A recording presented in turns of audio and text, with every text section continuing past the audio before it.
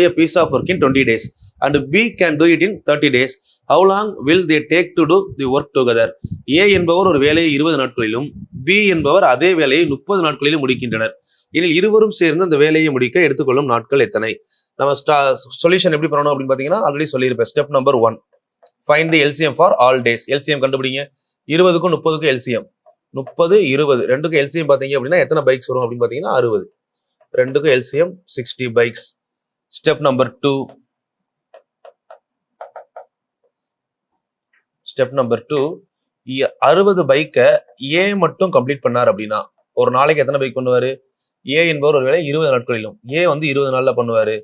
அப்போ ஒரு நாளைக்கு 3 பைக் பெர் டே. இது ஏவோட efficiency.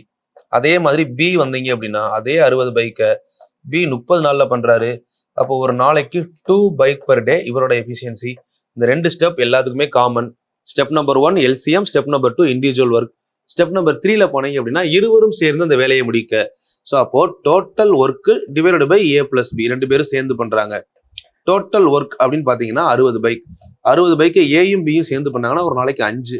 So 12 5 60. Answer is 12 days. Option A is correct.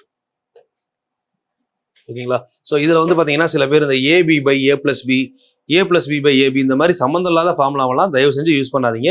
அந்த ஃபார்முலா ஒரு சம்முக்கு வரும், 2 சம்முக்கு வரும். 3 பேர் மாறி மாறி ஒர்க் பண்றாங்க. 3 பேர் ஒர்க்கை ஸ்டார்ட் பண்ணி 2 நாள் கழிச்சு ஏ லெஃப்ட் ஆறாங்க, அதுக்கு பதிலாக சி ஜாயின் பண்றாங்க.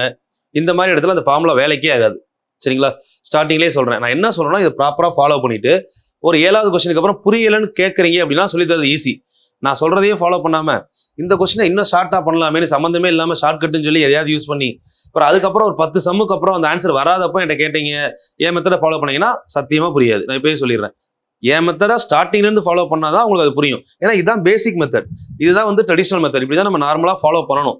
ஸோ நம்ம வந்து அந்த ஏ பிளஸ் பி அதெல்லாம் புக்ல கொடுத்துருக்காங்க. பட் அது எல்லா சம்முக்கும் வருமா அப்படின்னா கஷ்டம். நீங்க ப்ரீவியஸ் இயர் கொஸ்டின் எடுத்து பார்த்துட்டு அதுல ஒரு சில சம்முக்கு வந்து எப்படி போறதே தெரியாம நிக்கிறீங்க. ஸோ இப்படி கத்துக்கிட்டீங்க அப்படின்னா கண்டிப்பா எல்லா சம்மும் பண்ணலாம். ஃபர்ஸ்ட் எத்தனை பைக், மொத்தம் எத்தனை ஒர்க்குன்னு தெரியும். அடுத்து இண்டிவிஜுவலா எவ்வளோன்னு தெரியுது. ஸோ அதுக்கப்புறம் மொத்தம் எவ்வளோ, அது என்ன கேட்டிருக்காங்க, அதை 3வது ஸ்டெப்பா பண்ணணும். சரிங்களா? ஸோ வரிசையா பார்க்கலாம்.